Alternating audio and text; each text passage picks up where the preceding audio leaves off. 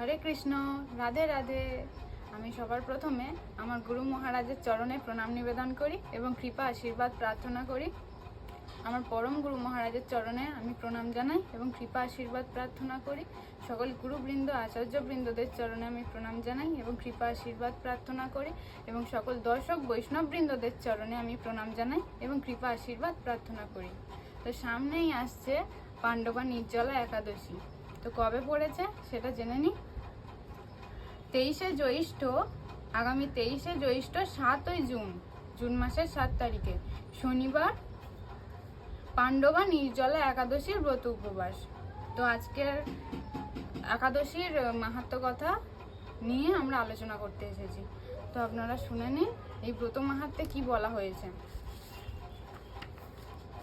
পাণ্ডবা নির্জলা একাদশী।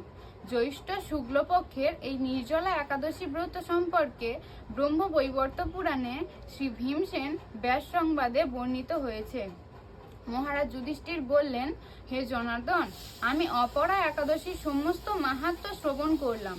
এখন জ্যৈষ্ঠ শুক্লপক্ষের একাদশীর নাম ও মাহাত্ম্য কৃপাপূর্বক আমার কাছে বর্ণনা করুন।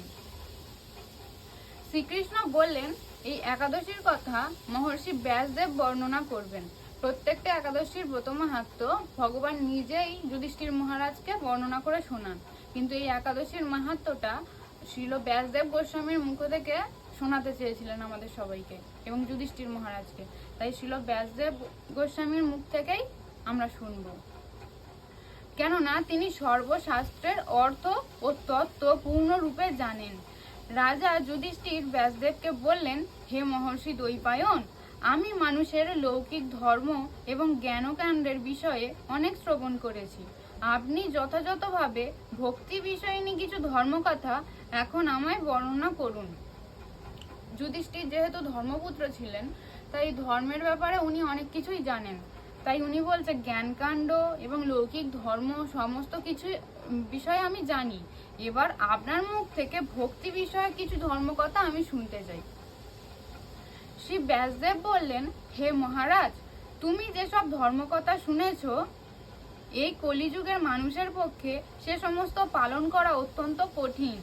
কারণ সত্য ত্রেতা দাপরে যে সমস্ত নিয়ম ছিল ভগবানকে লাভ করার জন্য, ভগবানের সন্তুষ্টি বিধানের জন্য, সেইগুলোর যেমন অনেক খরচা, যেমন অনেক ধৈর্যের দরকার, সেই পরিমাণ ধৈর্য ক্ষমতা কারোর এই কলিযুগের মানুষের নেই।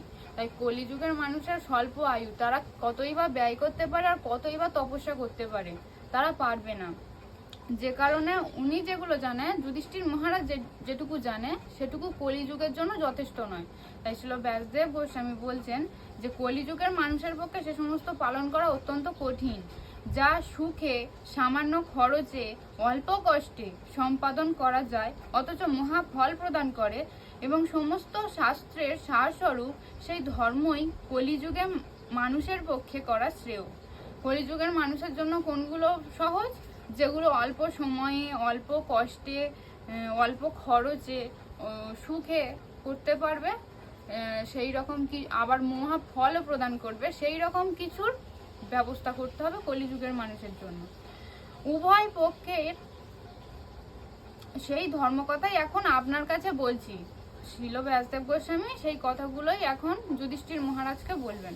উভয় পক্ষের একাদশীর দিনে ভোজন না করে উপবাস ব্রত করবে। মানে জ্যৈষ্ঠ মাসের, এটা তো জ্যৈষ্ঠ মাসের শুক্লপক্ষের একাদশী। শুক্লপক্ষ এবং কৃষ্ণপক্ষ দুটো, এক মাসে তো দুটো করে একাদশী থাকে। তো এই দুটো একাদশী একইভাবে পালন করতে বলছেন, যে একাদশীর দিনে ভোজন না করে উপবাস ব্রত করবেন। দ্বাদশীর দিনে স্নান করে শুচি শুদ্ধ হয়ে নিত্যকৃত্য সমাপনের পর শ্রীকৃষ্ণের অর্চন করবে। যেমন প্রতিদিন করা হয় ভগবানের সেবা কার্য, যেমন ভাবে করে, তো দ্বাদশীর দিনেও সেরকম তাড়াতাড়ি স্নান করে সেই একই রকম ভাবে অর্চন করবে, ভগবানের সেবা পূজা আদি করবে। এরপর ব্রাহ্মণদেরকে প্রসাদ ভোজন করাবে। অশৌচকালেও এই ব্রত কখনো ত্যাগ করবে না। মানুষ অনেক সময় ছুঁচু থাকে, কেউ হয়তো বাড়ির মারা গেছে, বা অন্য কোনো কারণে নিজে হয়তো অসুচি আছে, যে কোনো কারণেই হোক এই ব্রত যেন কখনো ত্যাগ না করে। যে সকল ব্যক্তি স্বর্গে যেতে চায় তাদের সারা জীবন এই ব্রত পালন করা উচিত। পাপ কর্মে রত ও ধর্মহীন ব্যক্তিরাও যদি এই একাদশীর দিনে ভোজন না করে তবে তারা যম যাতনা থেকে রক্ষা পায়। এমনকি যারা সবসময় পাপ কর্ম করে অথচ তারা ফলে চিন্তা করে না যে আমার কি গতি হবে এই পাপ কর্ম করার জন্য, হয়তো শাস্ত্রের কোনো নির্দেশই তারা পালন করে না, তারাও যদি এই একাদশীর দিনে ভোজন না করে এই একাদশী ব্রত পালন করে তারাও যম যাতনা থেকে অন্তত রক্ষা পাবে, যম যাতনা তাদেরকে ভোগ করতে হবে না। শ্রী ব্যাসদেবের এসব কথা শুনে গদাধর ভীমসেন অশ্বত্থ পাতার মতো কাঁপতে কাঁপতে বলতে লাগলেন, হে মহাবুদ্ধি পিতামহ, মাতা কুন্তী, দ্রৌপদী, ভ্রাতা যুধিষ্ঠির, অর্জুন, নকুল ও সহদেব এরা কেউই একাদশীর দিনে ভোজন করে না। আমাকেও অন্ন গ্রহণ করতে নিষেধ করে, কিন্তু দুঃসহ ক্ষুধা যন্ত্রণার জন্য আমি উপবাস করতে পারি না। এর থেকে বোঝা যাচ্ছে একাদশীটা শুধুমাত্র কলিযুগের জন্য নয়, ওটা আগে থেকেই হয়ে আসছে, প্রথম থেকেই হয়ে আসছে। মানে পঞ্চপাণ্ডব এবং দ্রৌপদী এবং কুন্তী মাতা সবাই এই একাদশী ব্রত পালন করত, কিন্তু ভাইরা দ্রৌপদী মাতা কুন্তী এবং তার অন্য ভাইয়েরা যুধিষ্ঠির, নামটা কি, ভীমসেনকে ওনাকে বলা হতো যে তুমিও না অন্ন না গ্রহণ করে থাকো, কিন্তু ওনার পেটে যেহেতু খিদের আগুন জ্বলে যে কারণে উনি অন্ন না গ্রহণ করে থাকতে পারতেন না, তাই উনি কোনোদিন উপবাস করেননি। ভীমসেনের এরকম কথাই ব্যাসদেব বলতে লাগলেন, যদি স্বর্গ আদি দিব্য ধাম লাভে তোমার একান্ত ইচ্ছা থাকে তবে উভয় পক্ষের একাদশীতে ভোজন করবে না। এই কথা শোনা মাত্রই ভীমসেনের হাত পা কাঁপতে লাগলো ভয়েতে, যে আমি কিভাবে থাকবো, আমি তো একেবারেই না খেয়ে থাকতে পারি না। তখন তার উত্তরে ভীমসেনকে ব্যাসদেব একটা কথাই বললেন, যদি তুমি স্বর্গ লাভ করতে চাও তাহলে এই সারা বছর না করতে পারলেও এই জ্যৈষ্ঠ মাসে দুটো পক্ষের একাদশীতে ভোজন না করে থাকতেই হবে। তার উত্তরে ভীমসেন বললেন, আমার নিবেদন এই যে উপবাস তো দূরের কথা, দিনে একবার ভোজন করে থাকাটাও আমার পক্ষে অসম্ভব, কারণ আমার উদরে বৃক্ষ নামে অগ্নি রয়েছে, ভোজন না করলে কিছুতেই সে শান্ত হয় না, তাই প্রতিটি একাদশী পালনে আমি একেবারেই অপারক। ভীমসেনের আর এক নাম ছিল বৃকোদর, কারণ বৃগ নামে একটা অগ্নি তার পেটের ভিতর প্রজ্বলন হতো, জ্বলতো। উনি ভোজন না করে তো অনেক দূরের কথা, উনি দিনে একবার ভোজন করেও থাকতে পারবেন না, তাই ওনার পক্ষে একাদশী পালন করা সারা বছর ধরে সম্ভবই না। হে মহর্ষি, বছরে একটি মাত্র একাদশী পালন করে যাতে আমি দিব্য ধাম লাভ করতে পারি এরকম কোনো একাদশীর কথা আমাকে নিশ্চয় করে বলুন। তখন ব্যাসদেব বললেন, জ্যৈষ্ঠ মাসের শুক্লপক্ষের একাদশী তিথিতে জল পান পর্যন্ত না করে সম্পূর্ণ উপবাস থাকবে, তবে আচমনে দোষ হবে না। ওই দিন অন্ন আদি গ্রহণ করলে ব্রত ভঙ্গ হয়। তখন ব্যাসদেব যেহেতু উনি দয়ালু, তাই উনি একটা আদেশ দিলেন, উনি একটা উপদেশ দিলেন যে জ্যৈষ্ঠ মাসে শুক্লপক্ষের একাদশী, যেটা নির্জলা একাদশী নামে খ্যাত, সেই নির্জলা একাদশী ব্রতটা পালন করলেই তার পক্ষে যথেষ্ট, কিন্তু ওই দিন কোনো মতে অন্ন গ্রহণ করা যাবে না, তাহলেই ব্রত ভঙ্গ হবে। একাদশীর দিন সূর্য উদয় থেকে দ্বাদশীর দিন সূর্যাস্ত পর্যন্ত জল পান বর্জন করলে অনায়াসে 12টি একাদশীর ফল লাভ হয়। একাদশীর দিন সূর্য উদয় হলে তখন থেকে শুরু করে দ্বাদশীর দিন সূর্য অস্ত যাওয়া পর্যন্ত জল পর্যন্ত পান না করলে, এই একটা একাদশী করলেই 12টি একাদশী করার ফল লাভ করতে পারবো আমরা সবাই। বছরের অন্যান্য একাদশী পালনে অজান্তে যদি কখনো ব্রত ভঙ্গ হয়ে যায় তাহলে এই একটি মাত্র একাদশী পালনে সেই সব দোষ দূর হয়।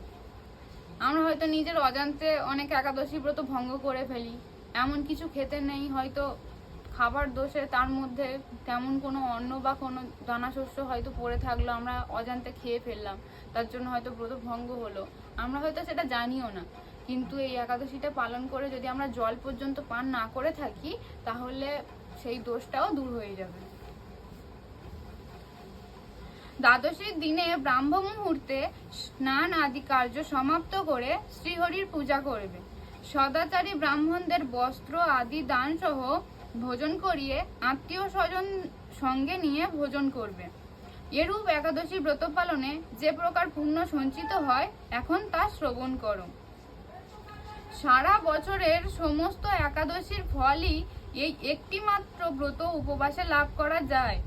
শঙ্খ চক্র গদা পদ্মধারী ভগবান শ্রীকৃষ্ণ আমাকে বলেছেন, বৈদিক ও লৌকিক সমস্ত ধর্ম পরিত্যাগ করে যারা একমাত্র আমার শরণাগত হয়ে এই নির্জলা একাদশী ব্রত পালন করে, তারা সর্বপাপ মুক্ত হয়।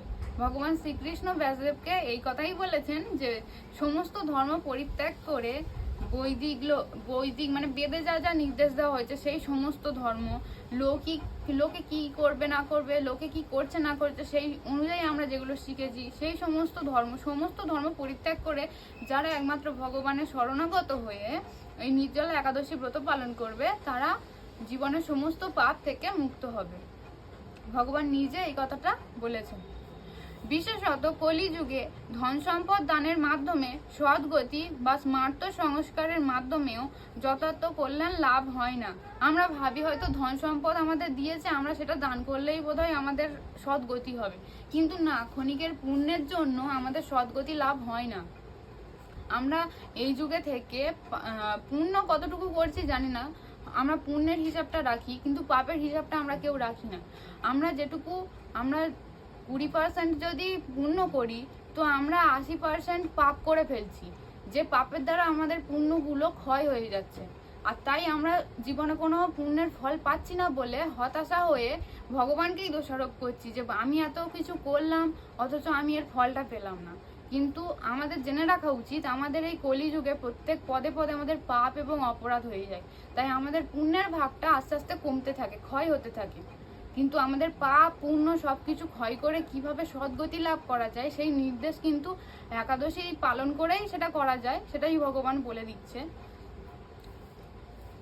তো কলিযুগে দ্রব্য শুদ্ধি নেই, মানে কলিযুগের কোনো দ্রব্যই শুদ্ধ নয়, সবকিছুই অশুদ্ধ, যেদিকে তাকাই সেদিকে শুধু ভেজাল। কলিতে শাস্ত্রে উক্ত সংস্কার বিশুদ্ধ হয় না, তাই বৈদিক ধর্ম কখনো সুসম্পন্ন হতে পারে না। তাই বেদে যে নির্দেশগুলো দেওয়া হয়েছে, যে যজ্ঞের কথা যা যা কথা বলা হয়েছে, আমরা সেইগুলো কোনো মতেই সম্পন্ন করতে পারবো না।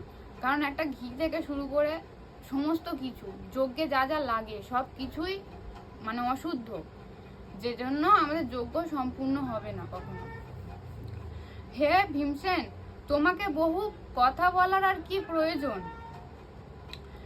তুমি উভয় পক্ষের একাদশীতে ভোজন করবে না। যদি তাতে অসমর্থ হও, তবে জ্যৈষ্ঠ মাসের শুক্লপক্ষের একাদশীতে অবশ্যই নির্জলা উপবাস করবে। এই একাদশী ব্রত ধনধান্য ও পুণ্যদায়িনী। যমদূতগণ এই ব্রত পালনকারীকে মৃত্যুর পরও স্পর্শ করতে পারে না। পক্ষান্তরে বিষ্ণু দূতগণ তাকে বিষ্ণুলোকে নিয়ে যান। হে ভীমসেন, ওই দিন থেকে নির্জলা একাদশী পালন করতে থাকায় এই একাদশী পাণ্ডবা নির্জলা বা ভীমসেনী একাদশী নামে প্রসিদ্ধ। মানে ওই দিন থেকে ভীমসেন একাদশী ব্রত পালন করা শুরু করেছিল, তাই ওনার নামেই নাম হয়েছে ভীমসেনী একাদশী বা পাণ্ডবা নির্জলা একাদশী। এই নির্জলা একাদশীতে পবিত্র তীর্থে স্নান, দান, জপ, কীর্তন ইত্যাদি যা কিছু মানুষ করে তা অক্ষয় হয়ে যায়।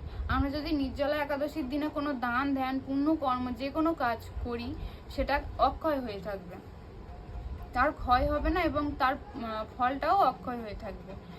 যে ব্যক্তি ভক্তি সহকারে এই একাদশী মাহাত্ম্য পাঠ বা শ্রবণ করেন, তিনি বৈকুণ্ঠ ধাম প্রাপ্ত হন। তো ভীমসেনকে এটাই বলা হয়েছে যে যারা একেবারে অসমর্থ, তারা অন্তত নির্জলা একাদশীটা একেবারে নির্জলা থেকেই করবার নির্দেশ দেওয়া হয়েছে। তাই বলে এই নয় যে আমাদের শরীর টানছে না কিংবা আমাদের ওষুধ চলে, আর আমরা না খেয়ে থাকলে হয়তো এমনই অসুস্থ হয়ে পড়বো যে হসপিটালে আমাদের ভর্তি হতে হবে, সেই অবস্থায় নির্জলা একাদশী ব্রত পালন করতেই হবে তেমনটা নয়। যারা একেবারেই পারবেন না তারা অবশ্যই জল আর ফল খেয়ে থাকবেন, কারণ ওই দিন গরম জিনিসটা খাওয়া একেবারেই বারণ, গরমটা না খেলেই ভালো হয়। তো এইভাবে পালন করার চেষ্টা করুন। আর নির্জলা একাদশী তো নির্জলা থাকলেই ভালো হয়, তা যদি না পারেন তো এরকমভাবে করুন। তো পালন টাইমটা বলে দিই। পাণ্ডবা নির্জলা একাদশী পড়ছে শনিবার 7ই জুন, আর পরদিন রবিবার 4:56 থেকে 7:12 মধ্যে পালন। ভোর 4:56 থেকে 7:12 মধ্যে পালন। তো আপনারা সবাই নির্জলা একাদশী ব্রত পালন করুন, যতটা সম্ভব পালন করার চেষ্টা করুন। এবং আমাদের একাদশী ব্রতের উদ্দেশ্যটা হচ্ছে যে ভগবানকে সন্তুষ্ট করা এবং কতটুকু ভগবানের নাম কীর্তন করতে পারলাম, এটাই হচ্ছে মেন কথা। আমরা একাদশী করলাম, নির্জলা থাকলাম এবং শুয়ে পড়ে থাকলাম, ভগবানের নাম করতেই পারলাম না, তার তো কোনো মাহাত্ম্য নেই। আমাদের যদি প্রয়োজন পড়ে আমরা জল খেয়ে ফল পেয়ে তারপরেই ভগবানের নাম কীর্তন করতে পারি, তাহলে সেটাই শ্রেয়। আমাদের উদ্দেশ্যটা থাকা উচিত ভগবানের নাম কীর্তনের দিকে, ভগবানের সঙ্গে থাকার দিকে, এদিকে লক্ষ্য দেওয়া উচিত। আজকে এই পর্যন্ত। হরে কৃষ্ণ।